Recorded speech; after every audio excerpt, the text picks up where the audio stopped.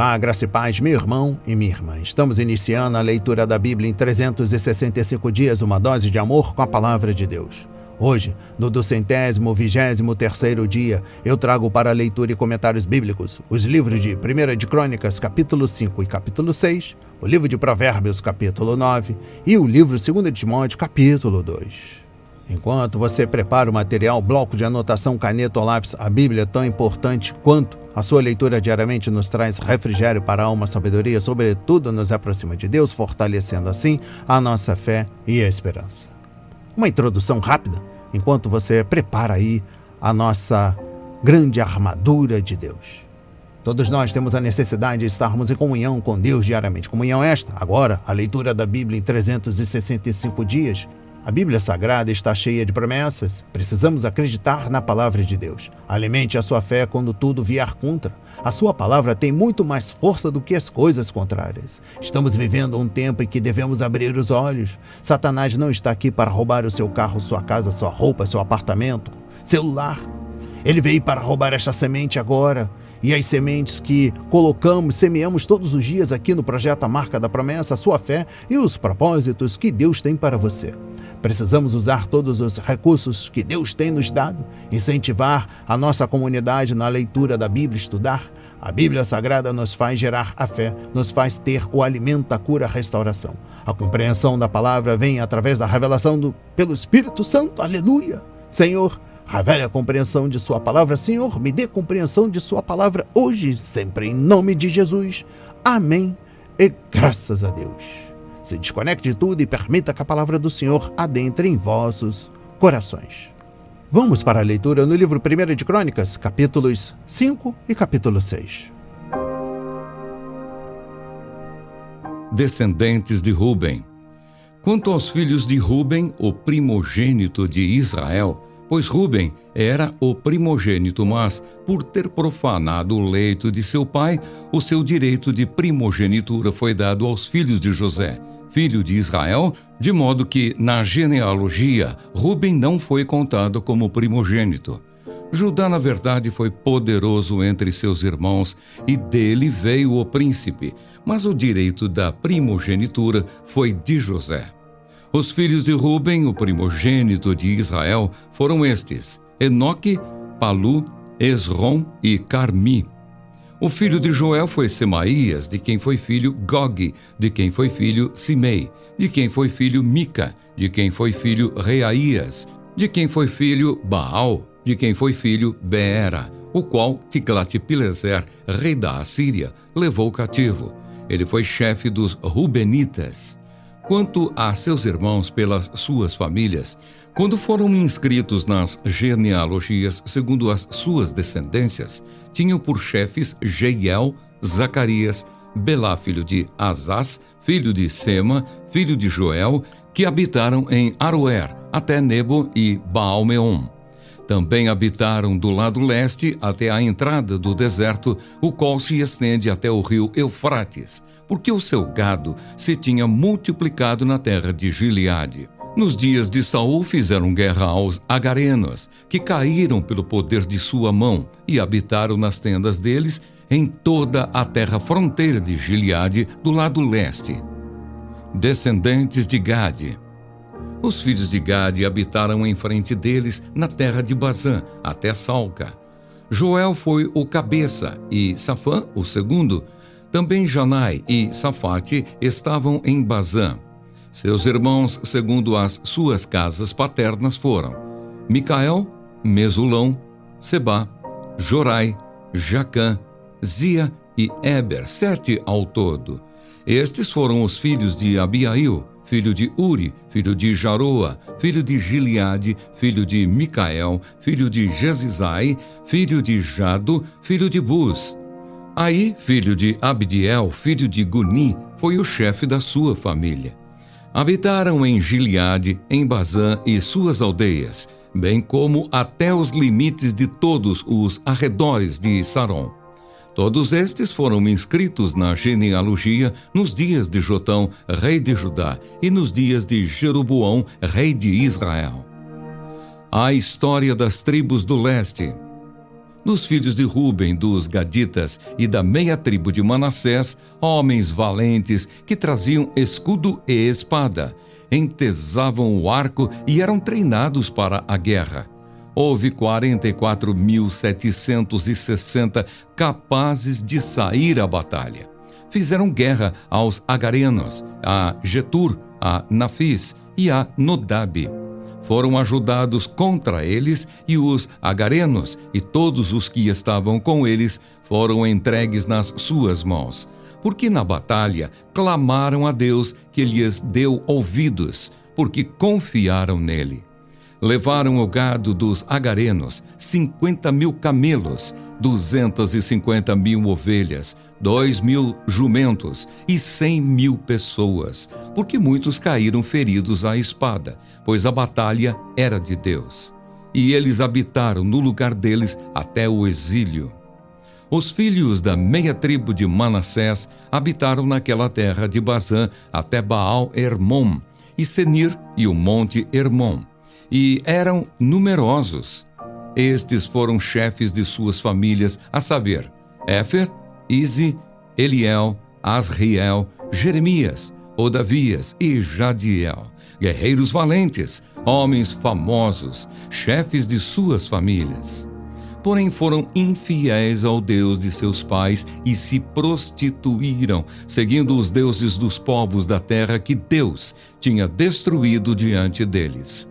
Por isso o Deus de Israel despertou o espírito de Pul, rei da Assíria, ou seja, o espírito de Tiglat-Pileser, rei da Assíria, que levou cativos os Rubenitas, os Gaditas e a meia tribo de Manassés, e os fez morar em Alá, Abor e Ará, e nas proximidades do rio Gozã, onde permanecem até o dia de hoje.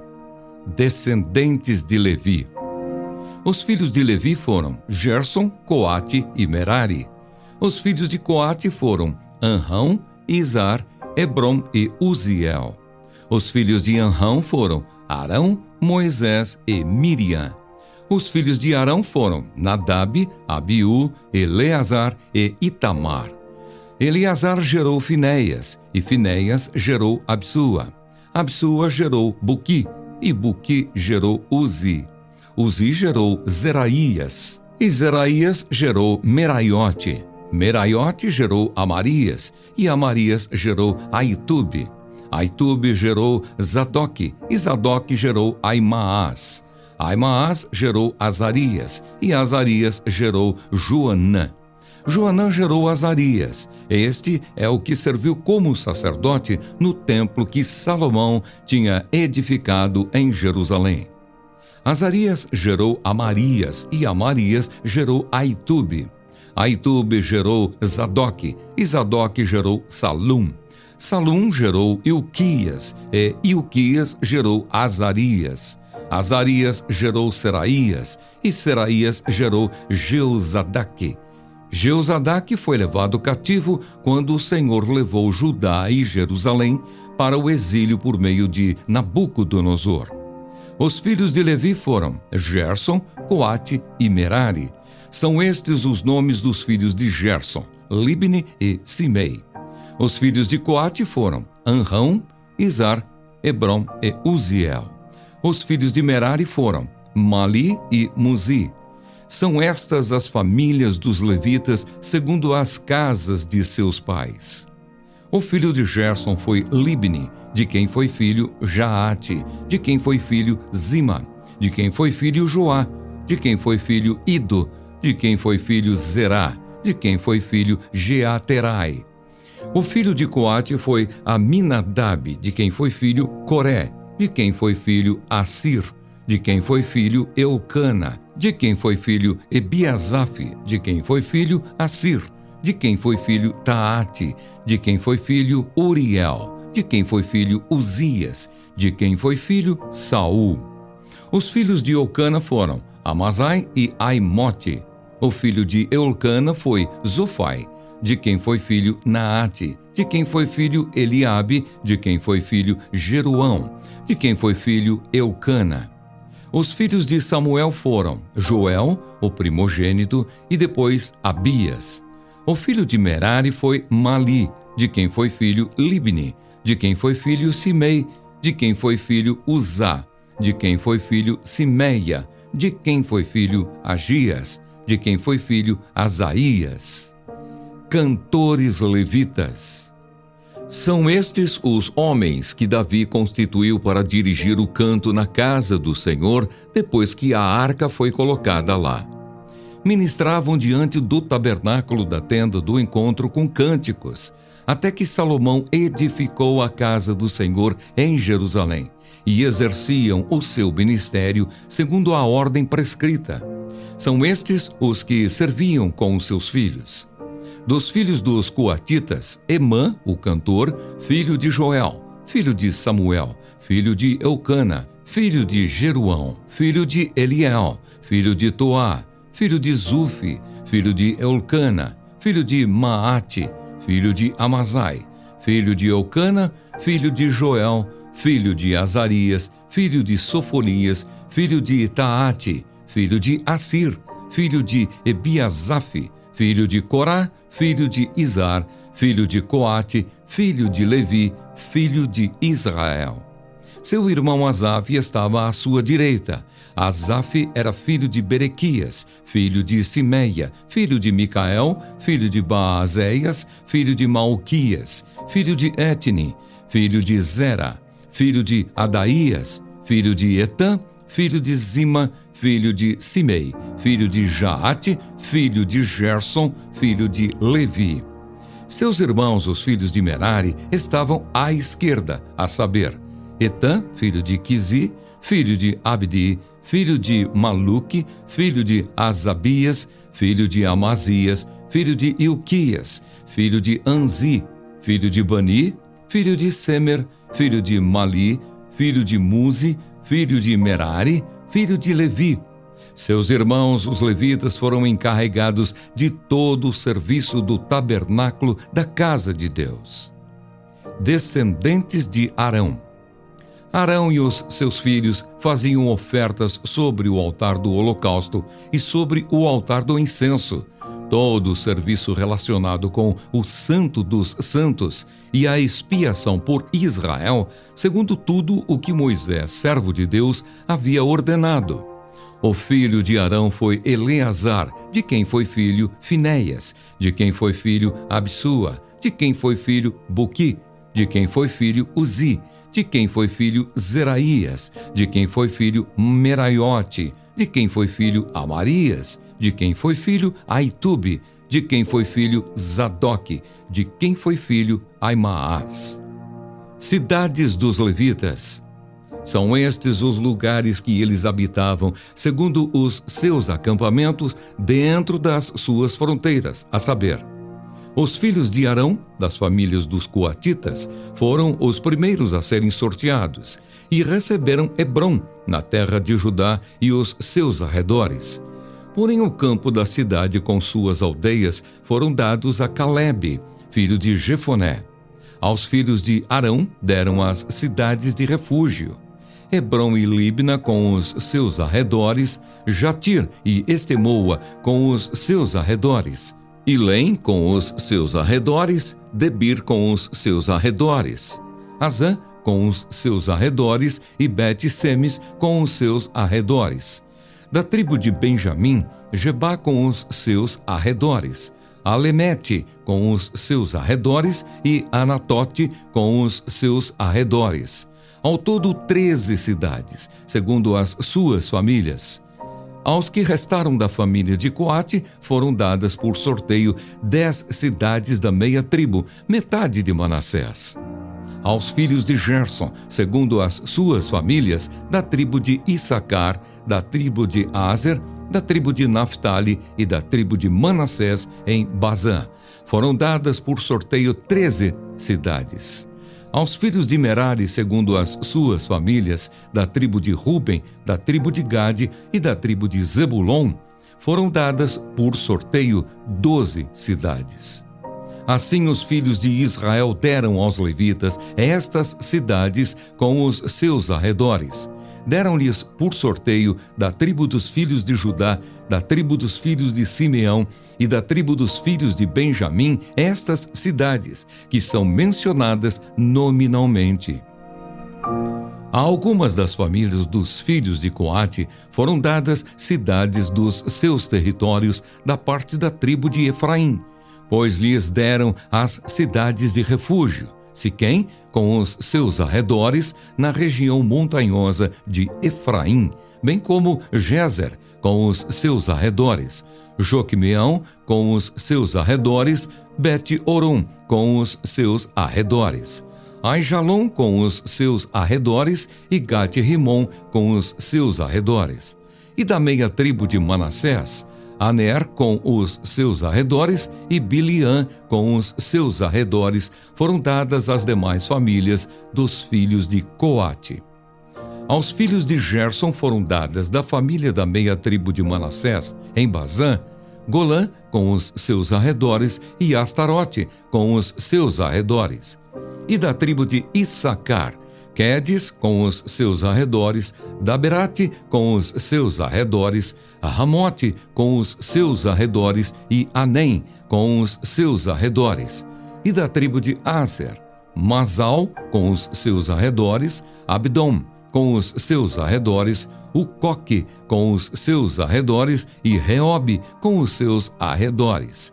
E da tribo de Naphtali na Galileia, Quedes com os seus arredores, Amon com os seus arredores e Kiriataim com os seus arredores. Os demais filhos de Merari receberam da tribo de Zebulon, Remono com os seus arredores e Tabor com os seus arredores. E do outro lado do Jordão, na altura de Jericó, a leste do Jordão, receberam da tribo de Ruben, Bezer com os seus arredores no deserto, Jaza com os seus arredores, Quedemote com os seus arredores e Mefaate com os seus arredores. E da tribo de Gade em Gileade, Ramote com os seus arredores, Maanaim com os seus arredores, Esbom com os seus arredores e Jazer com os seus arredores.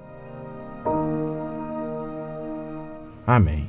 Compreendendo o livro 1 de Crônicas, capítulo 5, versículo 1. Apesar de Ruben ser o primogênito de Jacó e Israel, sua ofensa ao cometer incesto com uma das concubinas do pai o levou ao rebaixamento permanente entre os descendentes do patriarca, que se tornaram a nação de Israel. Que legado trágico ele deixou para os seus descendentes? A história de Ruben ilustra como o pecado pode envenenar uma família por gerações. Exposição bíblica dos versículos 18 a 22. As três tribos a leste do Jordão, Ruben, Gade e metade de Manassés, uniram força para tomar o seu território. A vitória veio porque eles clamaram a Deus, que os ajudou, conforme versículo 20. Eles não só venceram a batalha, mas tiveram os seus rebanhos aumentados consideravelmente, como consequência dos despojos da guerra. Exposição bíblica dos versículos 25 a 26. Quando tomaram cidades e povoados que haviam pertencido aos povos pagãos, estas tribos provavelmente esvaziaram as casas. Infelizmente, elas não conseguiram limpar os ídolos e os altares dos povos que ficaram despojados. Antes, deixaram o joio espiritual misturado com o trigo que Deus lhe tinha dado. Ao fazer isso, elas se tornaram infiéis ao Deus que as havia abençoado tão ricamente. Essas tribos se envolveram com suas circunstâncias e se esqueceram do Deus que está além das circunstâncias. O relato termina com a triste nota de que Ruben, Gade e metade de Manassés permaneceram no exílio. Para saber o contexto destes acontecimentos, leia 2 de Reis, capítulos 15 ao 17. Compreendendo o livro 1 de Crônicas, capítulo 6, às vezes esquecemos que Moisés era um levita, um membro da tribo a quem foi confiada a vida espiritual da nação de Israel. foi atribuído a Arão, irmão de Moisés, um papel especial como o primeiro sumo sacerdote de Israel. Os irmãos receberam a missão de servir a Deus no tabernáculo, conforme Números 3 e 4. E os levitas assumiram as mesmas responsabilidades no templo construído por Salomão, conforme 1 de Crônicas, capítulos 23 a 26. Deus articulou o êxodo do seu povo do Egito sob a direção de 2 homens e a irmã deles, do clã sacerdotal, destacando o fato de que era ele quem estava trabalhando nos bastidores para livrar o seu povo da escravidão.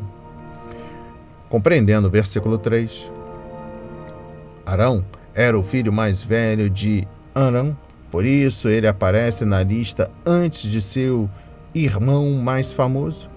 Miriam também era mais velha que Moisés. Arão e Miriam aparecem ora em primeiro plano, ora em posição secundária ao longo de todas as histórias do Êxodo, Levítico, Números e Deuteronômio. O interessante é que a linhagem de Moisés só é mencionada em 1 de Crônicas, capítulo 23, versículos 3 a 17. Aqui, no capítulo 6, a atenção se concentra em Arão e seus clãs e no papel especial que desempenhavam em Israel. Quando vamos para o livro de Hebreus, no Novo Testamento, descobrimos a importância dos papéis distintos dos 2 irmãos, uma vez que cada um deles ilustra uma maneira pela qual o ministério de Jesus é superior a qualquer outro. Hebreus 3 compara a trajetória de Moisés com o maior papel de Jesus. Moisés foi fiel como servo em toda a casa de Deus, dando testemunho do que haveria de ser dito no futuro. Mas Cristo é fiel como filho sobre a casa de Deus, e esta casa somos nós. Se é que nos apegamos firmemente à confiança e à esperança da qual nos gloriamos, conforme Hebreus 3, versículos 5 a 6, e Hebreus 4, versículo 4 ao capítulo 10, versículo 18, discute várias formas pelas quais o sacerdócio de Jesus completa o papel que foi parcialmente cumprido pelos sacerdotes e seus sacrifícios no Antigo Testamento. Compreendendo o versículo 4, Arão teve 4 filhos, mas perdeu 2, Nadab e Abiú, porque eles desobedeceram claramente a Deus, conforme Levítico 10. Eleazar, como o filho mais velho sobrevivente, tem seus descendentes listados aqui.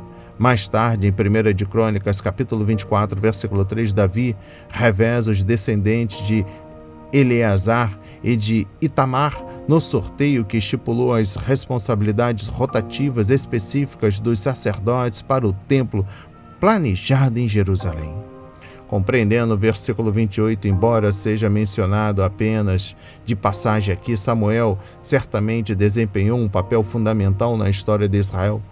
Muitos dos registros usados pelo escritor deste livro foram compilados por Samuel durante aqueles anos tumultuosos em que os juízes guiaram Israel. Samuel foi o último juiz e profeta especial de Deus, e sua história é contada em 1 de Samuel.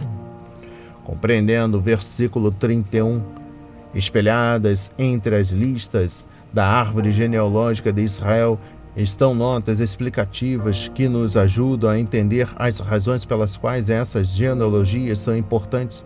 Davi escolheu certos líderes levitas a fim de criar um grupo de músicos para dirigir os cânticos no templo do Senhor, mesmo antes da construção do templo. Eles restabeleceram as tradições musicais no tabernáculo enquanto aguardava a construção da estrutura permanente para a adoração em Jerusalém. Os Atos de Davi nos lembram sua experiência musical como compositor de cânticos e talentoso instrumentista, conforme 1 de Samuel capítulo 16, versículos 15 a 23. Compreendendo o versículo 49, quando este livro foi escrito, o templo de Salomão havia sido destruído e substituído pela versão menor, construída pelos exilados que haviam retornado. Este versículo concentra-se na importância não do edifício, mas do ministério que os sacerdotes realizavam no templo. A ênfase estava em fazer exatamente o que Deus queria que fosse feito. Atitude, aliás, que deveria ser uma característica da nossa vida. A transformação de vida sempre é a consequência de quando colocamos em prática o que Deus nos diz em sua palavra. E eu encerro a compreensão do livro 1 de Crônicas, capítulo 6, com a exposição bíblica dos versículos 54 a 81. Antes de Israel entrar na terra prometida, Deus lhe disse que os levitas não receberiam um território propriamente dito, mas povoados e cidades dentro das terras das outras tribos. Conforme capítulo 49, versículos 5 a 7, Números 35, versículos 1 a 34 e Josué 13, versículos 14 e 33. Algumas das cidades dadas aos levitas seriam cidades de refúgio, onde os acusados de crimes poderiam encontrar abrigo até que os seus casos fossem julgados. Vamos para a leitura no livro de Provérbios, capítulo 9. O banquete da sabedoria. A sabedoria construiu a sua casa, esculpiu para si 7 colunas, matou os seus animais para a festa e preparou o seu vinho. Também já arrumou a sua mesa, enviou as suas criadas para que dos lugares mais altos da cidade façam este convite. Quem é ingênuo, venha para cá. Aos que não têm juízo, ela diz: venham, comam do meu pão e bebam do vinho que preparei. Afastem-se dos ingênuos e vivam. Andem pelo caminho do entendimento. Quem repreende o zombador traz afronta sobre si, e quem censura o ímpio será insultado. Não repreenda o zombador para que ele não odeie você. Repreenda o sábio e ele o amará. Dê instrução ao sábio e ele se tornará mais sábio ainda. Ensine o justo e ele crescerá na prudência. O temor do Senhor é o princípio da sabedoria. Conhecer o santo é ter entendimento, porque por mim se multiplicarão os seus dias e aumentarão os anos de sua vida. Se você é sábio para si mesmo. Se é zombador, só você sofrerá as consequências. O convite da loucura. A loucura é mulher espalhafatosa, é tola e não sabe coisa alguma. Senta-se junto à porta de sua casa, toma uma cadeira no lugar mais alto da cidade para dizer aos que passam e seguem direito o seu caminho: quem for ingênuo, venha para cá. E aos que não têm juízo, ela diz: a água roubada é doce e o pão comido às escondidas é saboroso. Eles, porém, não sabem que ali estão os mortos, que os seus convidados estão nas profundezas do inferno. Amém. Compreendendo o livro de Provérbios, capítulo 9, exposição bíblica dos versículos 1 a 2. No capítulo anterior, vimos a sabedoria agindo na criação, mas aqui vemos que ela construiu uma casa espaçosa, 7 colunas, onde preparou um banquete suntuoso. O povo judeu não usava seus rebanhos e cabeças de gado como alimento, por isso, a oportunidade de comer carne ou cordeiro assado eram raras e bem recebidas. A mesa estaria forrada de alimentos deliciosos, como também de vinho. O vinho preparado poderia significar a bebida diluída em água, normalmente 3 partes de água, ou misturado com especiarias. No entanto, o fato de haver vinho sobre a mesa não deve ser interpretado com um endoso divino ao consumo de bebidas alcoólicas. O vinho era parte normal das refeições do povo judaico, entretanto, nenhuma passagem bíblica aprova a embriaguez. Conforme capítulo 20, versículo 1, capítulo 23, versículos 29 a 35 e capítulo 31, versículos 4 a 7. A exposição bíblica dos versículos 3 a 9, em vez de ela mesma sair, como nos 2 convites anteriores, a sabedoria enviou suas servas aos lugares mais altos da cidade a fim de convidar as pessoas para a festa. Era costume, naqueles tempos em que o anfitrião fizesse 2 convites, o primeiro, alguns dias antes da festa, informaria aos convidados o dia e a hora do evento, o segundo, no dia da recepção, confirmaria quem de fato compareceria. conforme Mateus 22, versículos 1 a 14 e Lucas 14, versículos 16 a 24.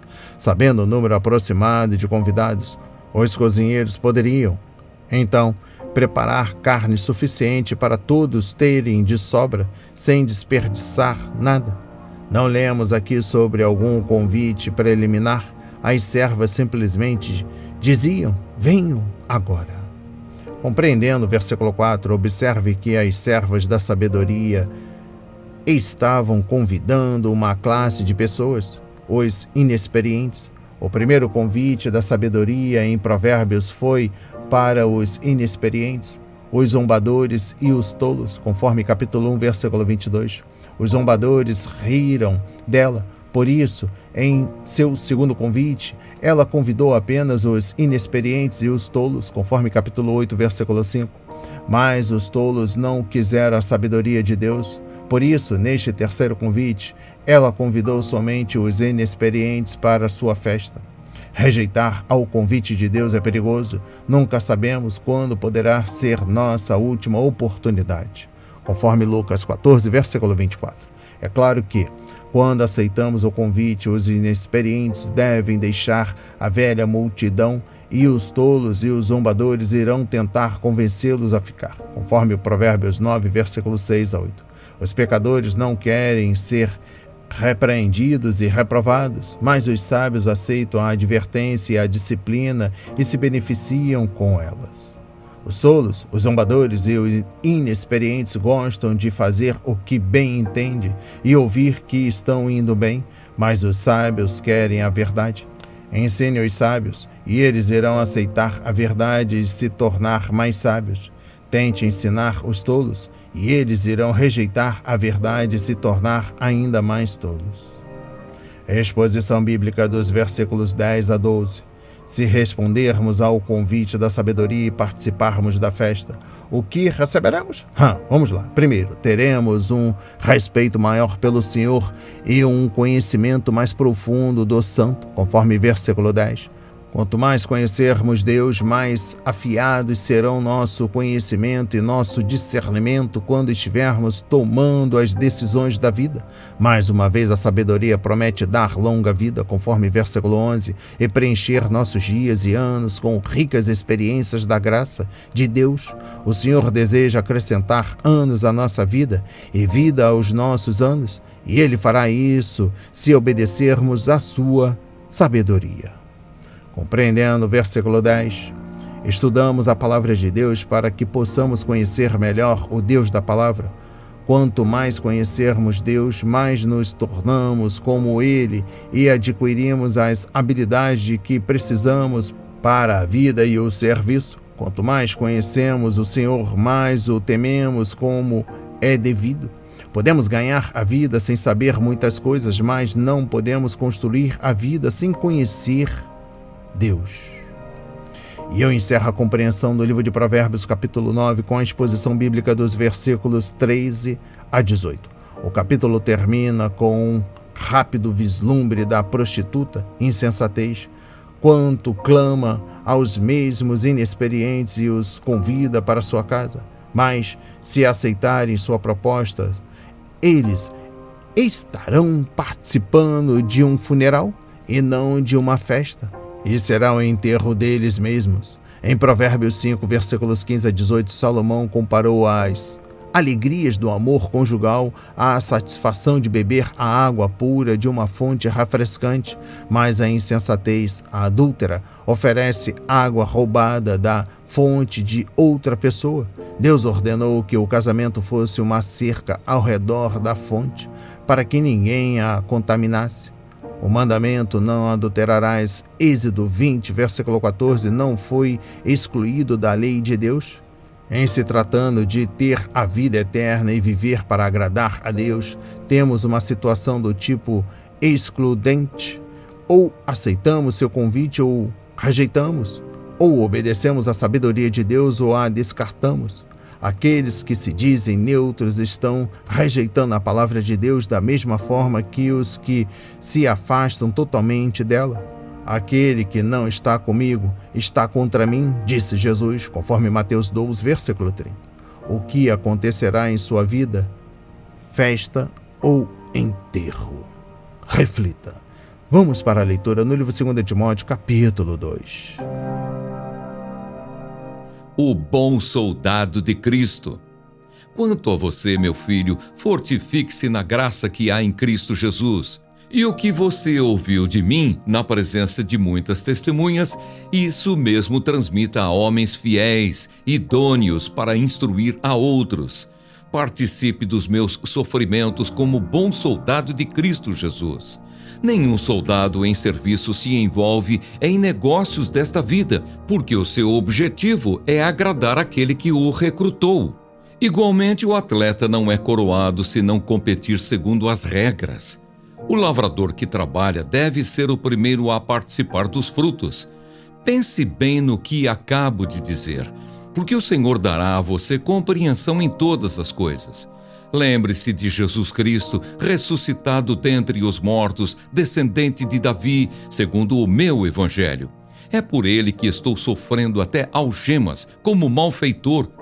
Mas a palavra de Deus não está algemada. Por esta razão, tudo suporto por causa dos eleitos, para que também eles obtenham a salvação que está em Cristo Jesus, com glória eterna. Fiel é esta palavra. Se já morremos com ele, também viveremos com ele. Se perseveramos, também com ele reinaremos. Se o negamos, ele por sua vez nos negará. Se somos infiéis, ele permanece fiel, pois de maneira nenhuma pode negar a si mesmo. Um obreiro aprovado. Relembre a todos essas coisas, dando testemunho solene diante de Deus, para que evitem brigas a respeito de palavras, pois isso não serve para nada, a não ser para prejudicar os ouvintes. Procure apresentar-se a Deus aprovado, como o obreiro que não tem de que se envergonhar, que maneja bem a palavra da verdade. Evite igualmente os falatórios inúteis e profanos, pois os que se entregam a isso avançarão cada vez mais na impiedade. Além disso, a linguagem deles corrói como câncer.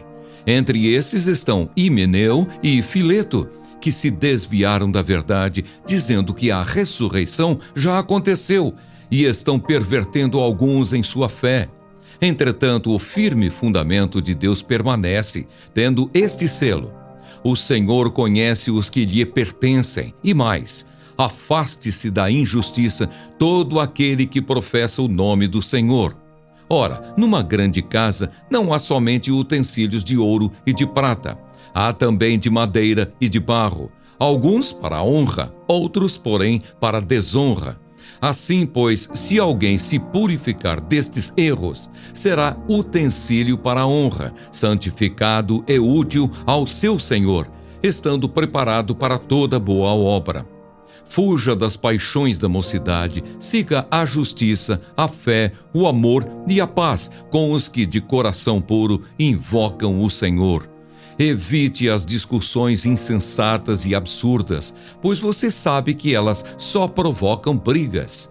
O servo do Senhor não deve andar metido em brigas, mas deve ser brando para com todos, apto para ensinar, paciente, disciplinando com mansidão os que se opõem a ele, na expectativa de que Deus lhes conceda não só o arrependimento para conhecerem a verdade, mas também o retorno à sensatez, a fim de que se livrem dos laços do diabo que os prendeu para fazerem o que ele quer.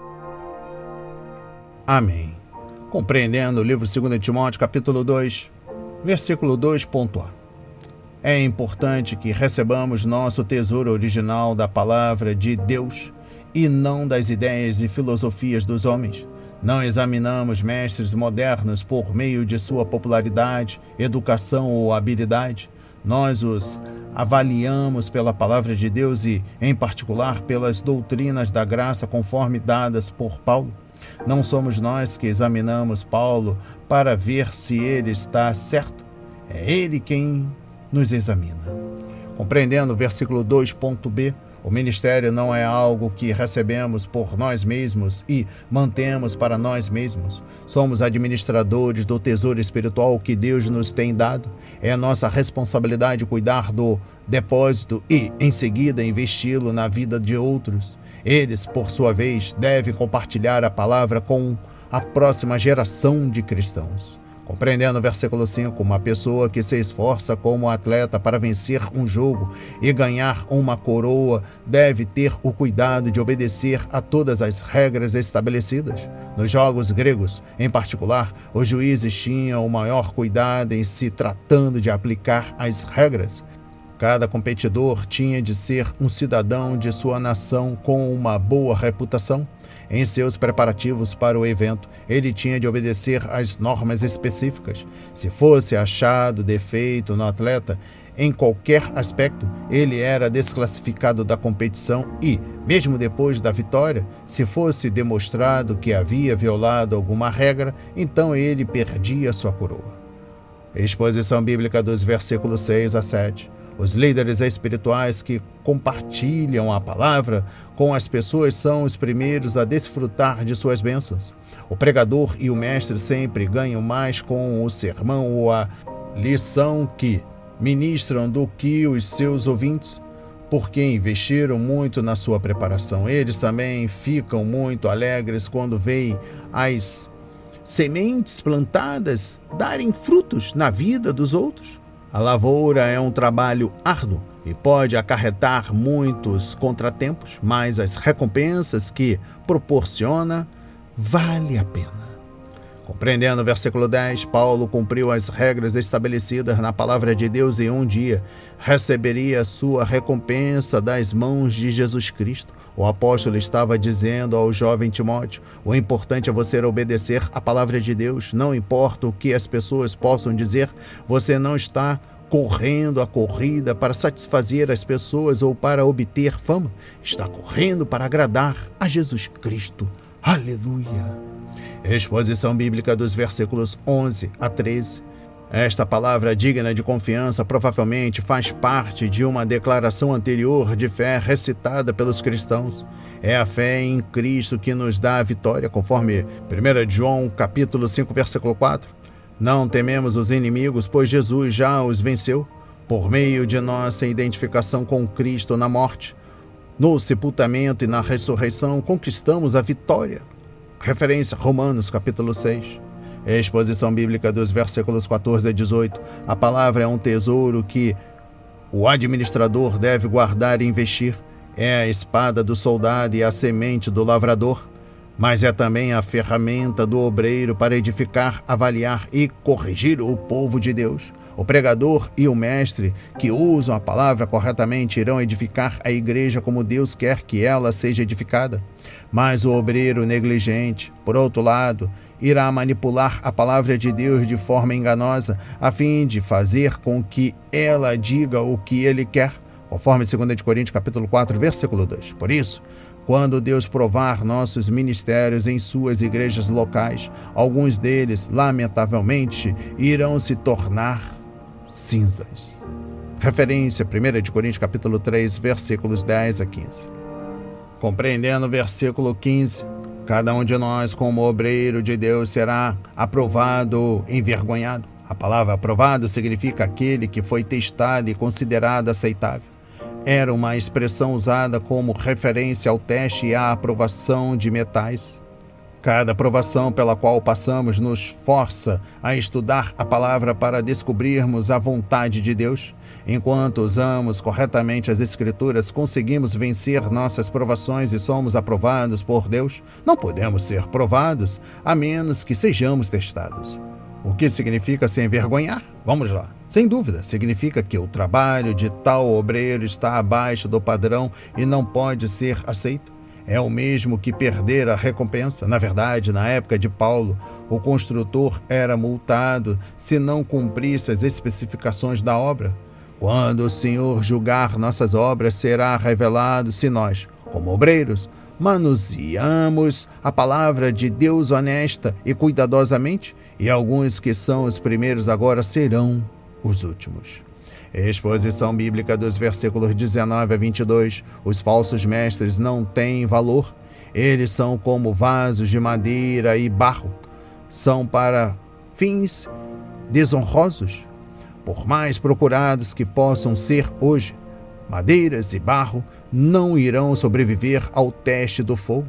Vale a pena notar que o nome Timóteo vem de duas palavras gregas que juntas significam honrando a Deus.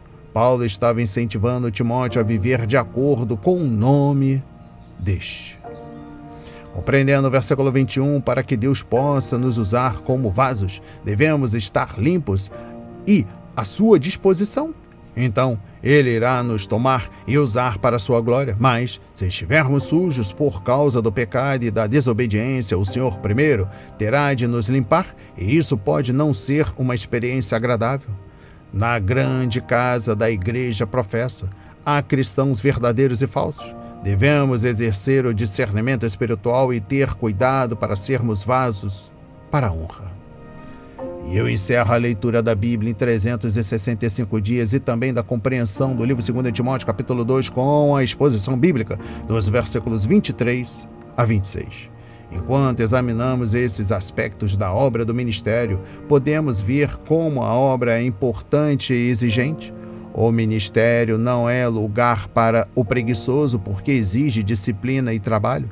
Também não é lugar para aquele que foge às responsabilidades, porque na obra de Deus existem inimigos para combater e tarefas a serem concluídas. As palavras de hoje foram semeadas para as nossas vidas, para a honra e a glória do Senhor. Receba este alimento diário, não hesite, compartilhe. Deus está interessado na minha e na sua dor. Que Deus nos abençoe.